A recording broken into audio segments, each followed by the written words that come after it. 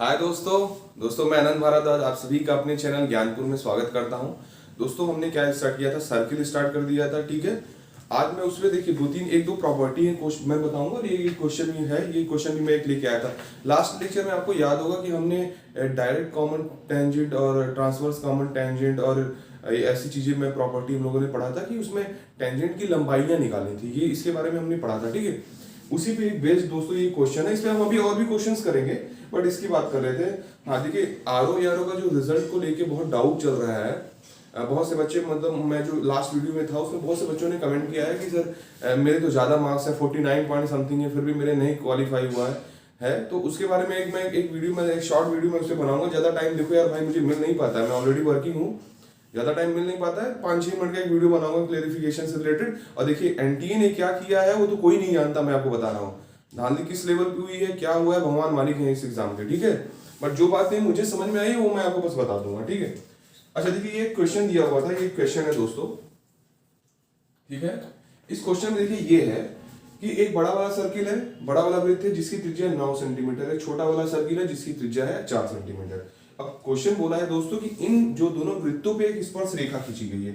मान लीजिए ये क्या है, इसकी एक स्पर्श रेखा है जो इस सर्किल को यहाँ टच कर रही है और इस सर्किल को यहाँ टच कर रही है। तो ये हमारा क्या हो जाएगा, जहां पे टच कर रही है स्पर्श रेखा टेंजेंट, उसको हम क्या करते हैं, पॉइंट ऑफ कांटेक्ट कहते हैं। ठीक है, ये हमने शुरुआत में जो सर्किल पढ़ा था इसमें बता दिया है। बोला है कि भाई जो ये स्पर्श रेखा है ना, स्पर्श रेखा पे एक बनाया गया है स्क्वायर, एक बनाया गया है वर्ग।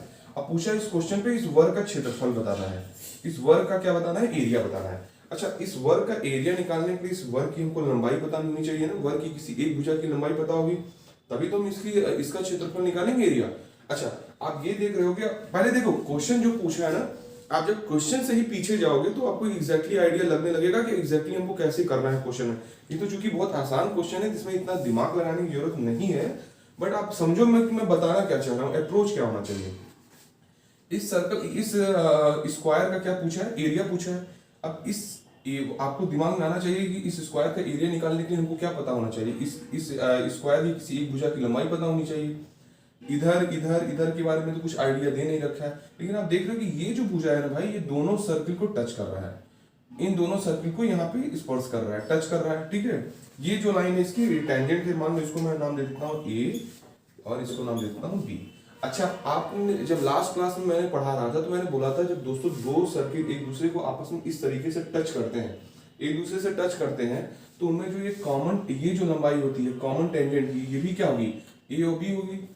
ये ए और बी जो है वही ए और बी है, दोनों की लंबाइयां क्या होंगी, बराबर होगी। तो यहाँ पे मैंने एक फॉर्मूला बताया था आपको कि ए बी की जो लंबाई होती है 2√r इंटू आर, ये होती है फॉर्मूला, ये होता है फॉर्मूला।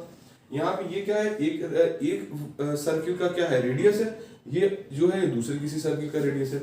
इसको आप ऐसे भी देखिए लिख सकते हो, इसको यार आप ऐसे लिख लो r1 इंटू r2, इसको ऐसे लिख लो। मतलब कहने का लिखने का अलग अलग तरीका यार होता है, बच्चे थोड़ी हूँ मैं हर चीज बताऊंगा। ठीक है, अब यहाँ पे क्या है, 2 लिखा मैंने। इस सर्किल का क्या है, रेडियस 9 है, इंटू इस सर्किल का रेडियस क्या है भाई, मैंने बोल दिया 4 है, तो क्या आ गया 2√36। भाई इसका क्या आ गया, 2 इंटू 6 इक्वल टू 12 सेंटीमीटर। अब ए बी का मान क्या आ गया, 12 सेंटीमीटर आ गया। और जब स्क्वायर है, ए बी का मान 12 सेंटीमीटर आ गया, तो इसका एरिया क्या हो जाएगा भाई, इसका जब हम एरिया निकालेंगे तो क्या हो जाएगा, साइड का स्क्वायर होता है ना। मैं ये सब चीजें मैं आपको बता चुका हूँ। एरिया बराबर क्या होता है, साइड का स्क्वायर। 12 है तो 12 का स्क्वायर हो जाएगा, तो आंसर क्या आ जाएगा 144 सेंटीमीटर स्क्वायर। बात समझ में आ गया ना आपको, क्या करना था, आसान सा क्वेश्चन था। देखिए आपके लेखपाल के एग्जाम में बहुत ज्यादा टफ लेवल के क्वेश्चन नहीं आएंगे, आप इस बात को समझने की कोशिश करिए, बहुत ज्यादा टफ क्वेश्चंस नहीं आने। हाँ, लेकिन ये है कि आपको बेसिस से एक मीडियोकर लेवल के क्वेश्चन आपको तैयार रखेंगे। ठीक है, बाकी मैंने बोला है जब मैं प्रैक्टिस कराऊंगा तो फिर मैं इनके टफ क्वेश्चन भी करूंगा, जिससे आप हर तरीके से एग्जाम में तैयार रहे। देखिए, आप यदि नहीं पढ़े हैं, जो भी नए व्यूअर्स हैं, जो भी नहीं देखे इन चीजों को, आप एक बार आप जाके ज्योमेट्री के जो वीडियोज है मेरे देखिए। मैंने अननेसेसरी कुछ भी चीजें मैंने पढ़ाई नहीं है, जो टू द पॉइंट सिलेबस के अकॉर्डिंग आ सकता है दोस्तों, मैंने वही आपको केवल पढ़ाया है। ठीक है, तो एक चीजें आप सब कवर करके चलिए एग्जाम के लिए। क्वेश्चन क्या आ जाएगा यार, कैसे आ जाएगा, कोई नहीं जानता है। ठीक है, तो अपने आप को उस तरीके से आप प्रिपेयर किए हुए रहिए। तो ये तो देखिए क्वेश्चन था, इस पे जो मैंने बताया आपको। हाँ, इसके बाद दोस्तों एक बहुत इंपॉर्टेंट प्रॉपर्टी आप कह सकते हो कि वो है, उसके बारे में भी मैं थोड़ा सा आपको डिस्कस कर देता हूँ, इंपॉर्टेंट है। उसमें क्वेश्चन देखिए बनेंगे ना, तो कई कई चीजें उसमें कॉन्सेप्ट बन जाता है। देखिए एक तो ये था दोस्तों, यदि इसमें स्पेशल केस है, थोड़ा सा ये स्पेशल केस है, ठीक है। अब देखिए इसमें क्या है, मैं यदि बोलूं कि दो सर्किल है, ये क्या है, दो सर्किल है, सर्किल लग रहा है ना भाई, चलो ठीक है। इस सर्किल का सेंटर ये है, इसी रेडियस का मतलब सेम सर्किल हम यदि एक और ड्रॉ करते हैं, ठीक है, ऐसे बना दिया ना, ये बढ़िया बन गया भाई। ये सर्किल और ये सर्किल क्या है, दोनों के रेडियस सेम है, इसका मतलब ये जो सर्किल है, ये दोनों सर्किल एक समान सर्किल है, इक्वल सर्किल है, सेम सर्किल है। अच्छा अब देखो और ये जो सर्किल है ना दोस्तों, ये एक दूसरे के सेंटर से पास कर रहा है। दो सर्किल क्या है ये, एक तो सर्किल ये हो गया, इसका रेडियस भी आर है, एक सर्किल भाई ये हो गया, इसका रेडियस भी क्या है, आर है, ठीक है। ये दोनों सर्किल जो है वो एक दूसरे के सेंटर से पास कर रहे हैं। अच्छा जब सेंटर से पास कर रहे हैं तो ये दूरी क्या होगी, इसकी आर होगी, इसमें भी ये दूरी क्या होगी, आर होगी, ये दूरी क्या होगी भाई, ये भी आर होगी, ये दूरी भी आर होगी, ठीक है, ये भी आर होगी। इस वाले सर्किल में ये दूरी मैंने आर बताया, तो ये डिस्टेंस भी आर होगी, और यहां से यहां तक की दूरी ये भी आर होगी। तो आप देख रहे होगे कि ये जो एरिया है ना भाई, ये जो एरिया है, ये जो आप देख रहे होगे, ये और ये दोनों एरिया है भाई, ये दोनों सर्किल के लिए क्या है, कॉमन है। अच्छा अब ये दूरी आपको पता चल गई कि ये दूरी क्या है, ये आर है, ये दूरी आर है, ठीक है। अच्छा मैं ये बोलूं कि मैं यहां से लाइन ऐसे खींच देता हूं, ये ऐसे, ठीक है। तो दोस्तों यहाँ पे क्या होता है, ये जो लाइन होती है ना और ये जो लाइन है, एक दूसरे को ये लाइनें आपस में बाइसेक्ट करती हैं। इसका मतलब समझो, यदि यहाँ से यहाँ तक की दूरी आर है, यहाँ से यहाँ तक की दूरी, मैं इसको नाम दे देता हूँ, मैं इसको भाई नाम दे देता हूँ, इसको ए नाम दे देता हूँ, इसको बी नाम दे देता हूँ, इसको पी नाम दे देता हूँ, इसको क्यू नाम दे देता हूँ, इस पॉइंट को, ठीक है। अब यहाँ पे देखो भाई, जब मैंने बोला ना ये लाइन और ये जो लाइन है और ये लाइन है एक दूसरे को क्या कर रही है, बाइसेक्ट कर रही है तरीके से, तो ये दूरी इस दूरी के बराबर है। यदि मैं इसको बोलूँ यहाँ पे ये पॉइंट ये ओ है, ओ पे है ना, तो यहाँ पे क्या होता है भाई, जो ये पीओ की लंबाई है ना वो बराबर होती है ओ क्यू की। अब बात समझ गए, पीओ की लंबाई किसके बराबर, पीओ बराबर ओ क्यू, और ये किसके बराबर होगा, जब पूरी आर है तो इसका आधा ये हो जाएगा ना, तो ये क्या दूरी हो जाएगी, आर बाई 2 हो जाएगी, ठीक है। ये बात आपको समझ में आ गई। अच्छा अब इस डायग्राम के ये हिस्से में आप क्या देख रहे होगे, ये जो दूरी होगी भाई ये भी तो आर होगी, और ये जो दूरी है ये भी तो आर होगी, आर तो होगी ना ये दूरी। मैंने क्या बोला, इस पॉइंट से आप इसके सरकमफ्रेंस पे किसी भी पॉइंट को आप मिलाएंगे वो क्या होगा, रेडियस ही होगा। तो जब ये सेंटर है, ये दूरी आर है, ये दूरी आर है, ये दूरी क्या है, आर है, तो भाई इस पॉइंट से ये इस सर्किल के लिए देखिए, इस सर्किल के लिए ये पॉइंट में मिला दिए तो ये दूरी भी तो आर हो जाएगी, तो ये तो आर हो गया, ठीक है। वैसे ये भी आर हो जाएगा आपका, ये भी आर हो गया आपका, हाँ। अच्छा आप देख रहे हो यहां से यहां तक की दूरी क्या है, ये दूरी भाई है आपकी आर बाई 2। अब यदि मैं, ये तो मैंने आपको बता दिया, अच्छा ठीक है। अब यदि मैं भाई आपको ये बोलूं, अच्छा एक पॉइंट आप इसके आगे लिख लीजिए, उसके बाद मैं आपको ये डिस्कस करता हूं, हाँ। पी और ओ क्यू बराबर है, पीओ बराबर ओ क्यू बराबर क्या है, आर बाई 2 है, ठीक है। मैंने बोला है बाइसेक्ट करती है। अच्छा ये दूरी यहां से यहां तक की, यहां से यहां तक की दूरी दोनों आर है। उसी तरह से दोस्तों ये इसको हम ऐसे मिला दें और इसको ऐसे मिला दें तो ये भी तो आर होगा ना, क्योंकि दोनों क्या है, सर्किल सेम सर्किल है, दोनों क्या है, इक्वल सर्किल है, दोनों के रेडियस सेम होंगे। जो यहाँ प्रॉपर्टीज जो लगेगी वही यहाँ पे भी प्रॉपर्टीज लगेगी। मैंने बताया आपको ये दूरी आर है, ये दूरी आर है। वैसे ही दोस्तों इस सर्किल के लिए, ये वाले वृत्त के लिए ये इसका सेंटर है, तो यहां से उसके सरकमफ्रेंस की दूरी, ये इसकी सरकमफ्रेंस है ना, ये दूरी जो होगी ये क्या होगी, ये भी तो आर होगी। वैसे ये भी क्या होगी, ये भी to आर होगी दूरी, ये भी आर होगी। अच्छा आप यहाँ पे देख रहे होगे 3 पॉइंट मैं आपको लिखा रहा हूं, देखिए एपी की दूरी किसके बराबर है, पीबी के, पीबी के, अब पीबी किसके बराबर है, बीक्यू के, अब बीक्यू किसके बराबर है, एक्यू के, और ये और भी किसके बराबर है, पी क्यू के, पी क्यू के, और ये पूरा किसके बराबर है, आर के। अब बात समझ गई नहीं, बहुत ही इंपॉर्टेंट चीजें हैं। देखिए मैं बहुत कंक्लूड करके चीजें लेके आता हूं कि टू द पॉइंट सारी बता दूं। अब मैं सारी चीजें प्रूफ करने लगूंगा ना एग्जैक्टली, हालांकि सब प्रूफ है, मैंने आपको सब बता ही दिया है ऑलरेडी, ठीक है। तो देखिए ये सब पॉइंट क्या है ना यार, टाइम लगता है यार मुझे लाने में, ठीक है। ये हो गया, और आपका ये जो पॉइंट हो गया, सॉरी ये इसको ये आर को ऊपर कर दो यार, ये ऐसे कर दो, ठीक है। एपी बराबर बीबी बराबर बी क्यू बराबर ए क्यू बराबर पी क्यू बराबर आर है। ये क्यों आर है ये मैंने आपको बता दिया कि क्यों आर है, ठीक है। ये r/2 क्यों हुआ है ये भी मैंने बता दिया। अच्छा, इस डिस्टेंस यहाँ पे इस ये वाले सर्किल की मैं बात करूं, APO सर्कल, अरे सॉरी ट्रायंगल APO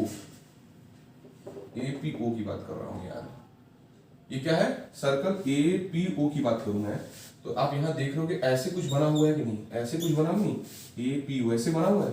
ये दूरी क्या है आपकी? r है, ये आपकी r/2 है, तो ये दूरी क्या हो जाएगी आपकी? आप इसमें यदि पाइथागोरस थ्योरम भाई लगा दोगे, यदि आप इसमें पाइथागोरस थ्योरम लगा दो, ठीक है, तो यहाँ पे क्या आएगा कि ये जो दूरी आ जाएगी आपकी आ जाएगी √3/2 r, यही आनी चाहिए इसकी, ठीक है। आप इसका करोगे स्क्वायर क्या आएगा? r स्क्वायर में से r²/4 घट जाएगा ना, तो 3r²/4 आएगा, उसका आप अंडर रूट लोगे तो √3/2 r आ जाएगा। तो ये वैल्यू क्या आ गई? √3/2 r। इसका मतलब यहां से यहां तक की जो दूरी है, यहां से यहां तक की दूरी, ये क्या है? ये क्या है आपका? √3/2 r है। यहां से यहां तक की दूरी यानी कि आपका क्या आ गया? AO का मान क्या आ गया? √3/2 r आ गया, √3/2 r आ गया आपका ना, ठीक है। अच्छा, इसमें क्वेश्चन में पूछा क्या है? अच्छा पूछा तो भी कुछ नहीं है, मैं तो प्रॉपर्टी बता रहा हूं आपको अभी। AO की मान क्या आ गया? √3/2 r। अच्छा, मैं इसमें एक चीज भी तो बोला था ना कि AB की जो लंबाई है, इसको जो ये लाइन थी मैंने क्या बोला था शुरुआत में, बाइसेक्ट कर रही है। इसका मतलब AO बराबर OB होगा, मतलब हम इसको बोल सकते हैं AO बराबर OB बराबर √3/2 r होगा। ये भी तो बात हुआ ना, वही तो बात हुआ, ये वही तो बात हुआ ना। AO बराबर OB बराबर √3/2 r आ गया, तो इसकी पूरी लंबाई क्या हो जाएगी? AB की लंबाई क्या हो जाएगी? AB की लंबाई क्या हो जाएगी? AB की लंबाई क्या होगी? AO प्लस OB होगा, AO प्लस OB हो गया। AO और OB दोनों बराबर है, दोनों जब बराबर है भाई तो दोनों के लिए हम जोड़ देंगे, दोनों को हम जोड़ देंगे यदि हम वैल्यू को, तो ये क्या आ जाएगा? ये आपका आ जाएगा भाई √3/r। ये देखिए बहुत इंपॉर्टेंट है, इसको याद रखना है आपको। किसका मान है? AB का मान है, ठीक है। AB का मान आपका क्या आ गया? √3r आ गया। ये आपको प्रॉपर्टी एज इट इज पता होनी चाहिए, बहुत ही ज्यादा इंपॉर्टेंट है। अब कितनी चीजें मैंने बता दी, सारे मान बराबर होते हैं, r होता है, ये इसके बराबर होता है, ये भी बता दिया। अच्छा, एक बहुत इंपॉर्टेंट चीज और है, यदि मैं आपको इस सर्किल को देखने की बात करूं भाई, सॉरी सर्किल कर रहा हूं, इस ट्रायंगल की, जैसे ये मैंने बता दिया ना, मैं इसको थोड़ा भी यहाँ रफ कर देता हूँ। ये तो आपको समझ में आ ही गया क्यों आया है। आप वीडियो को पॉज करके आप देख लेना, समझ लेना मेरी बातें। देखिए मैं जो बोल रहा हूँ ना, इसको आप ध्यान से सुनते रहेंगे यदि वीडियो को देखते हुए, तो आपको समझ में आ जाएगा कि मैं क्यों कह रहा हूँ बराबर होगा। अच्छा, मैं यदि इस ट्रायंगल की बात करूं दोस्तों, APQ ट्रायंगल APQ, इसकी बात कर रहा हूं, तो इसमें आप ये देखो कि ऐसे कुछ ट्रायंगल ये बना हुआ है कि नहीं? ऐसे बना है ना। ये पॉइंट आपका A है, ये पॉइंट आपका P है, ये पॉइंट आपका Q है, ठीक है। APQ ऐसे ट्रायंगल बना हुआ है ना, APQ।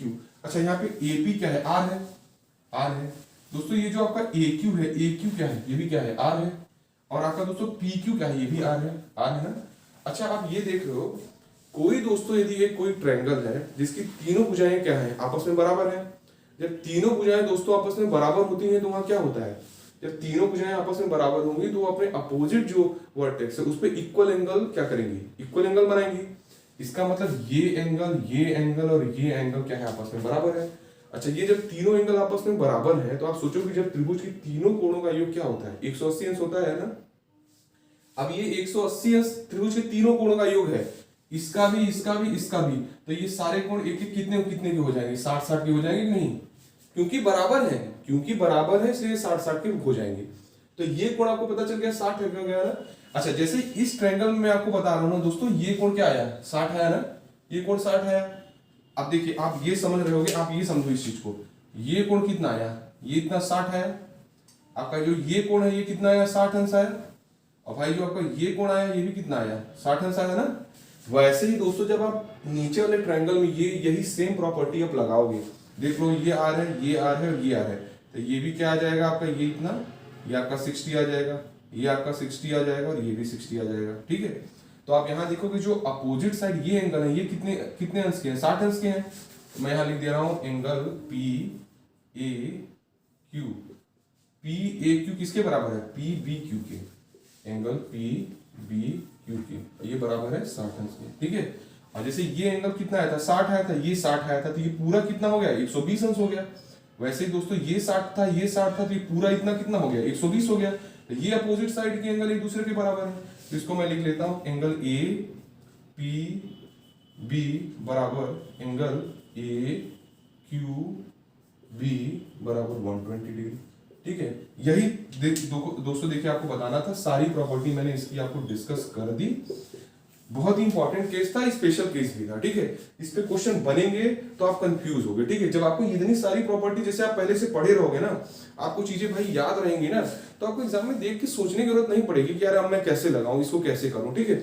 तो जितनी प्रॉपर्टी मैंने लिखाया है इसको आप रट लीजिए, याद कर लीजिए, मैंने प्रॉपर्ली इसको समझा भी दिया है। आप एक काम ये करिएगा, ये जो है ना इसको आप फिर से क्या करिएगा, ओपन करिएगा, मतलब पढ़ने के बाद आप क्या करिएगा, फिर से आप एक चार्ट लीजिएगा, उस पर आप इन सब चीजों को अपने मन से करिएगा। जब आप अपने मन से करेंगे ना तो आपका दिमाग भी उस डायरेक्शन में काम करने लगेगा और आपको सारी चीजें याद भी हो जाएंगी, ठीक है।